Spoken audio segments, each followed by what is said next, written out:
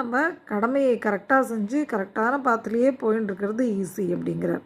சொல்லிட்டு அவர் இன்னொரு விஷயம், முக்கியமான விஷயம் என்ன சொல்கிறாருன்னா, இந்த மாதிரி கடமையை செய்கிறாங்க இல்லையா, அந்த மாதிரி செஞ்சு தர்மத்தின் வழி நடந்துட்டு இருந்தான்னா ஒருத்தன், அந்த தர்மத்தோட வழியில் நடக்காத இன்னொருத்தனுக்கு அவனை பார்த்து ஒரு பயம் இருக்குமா.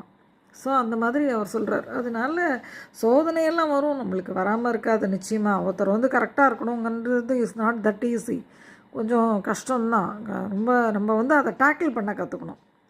எப்படியாவது டேக்கிள் பண்ணணும். நிறைய சோதனை வரும், நமக்கு நிறையா ஆப்பர்ச்சுனிட்டிஸை கொடுக்கறதுக்கு விட மாட்டாங்க. அப்படிலாம் இருந்ததுன்னா நம்ம இல்லை பரவாயில்ல, எனக்கு இது பகவான் கொடுத்துருக்கிறது, ஸோ எந்த ஆப்பர்ச்சுனிட்டி எனக்கு கிடைக்கக்கூடாதுங்கிறதும் பகவானோட செயல் அப்படின்னு நினச்சி நம்ம அதே நேரத்தில் டேக்கிள் பண்ண முடிஞ்ச வரைக்கும் அந்த ஆப்பர்ச்சுனிட்டியை நம்மளுக்கு கிடைக்கிறதுக்கு நம்ம ட்ரை பண்ணணும். கிடைக்கலன்னா பரவாயில்ல, நிச்சயமாக ஃப்யூச்சரில் அது நமக்கு நல்லது தான்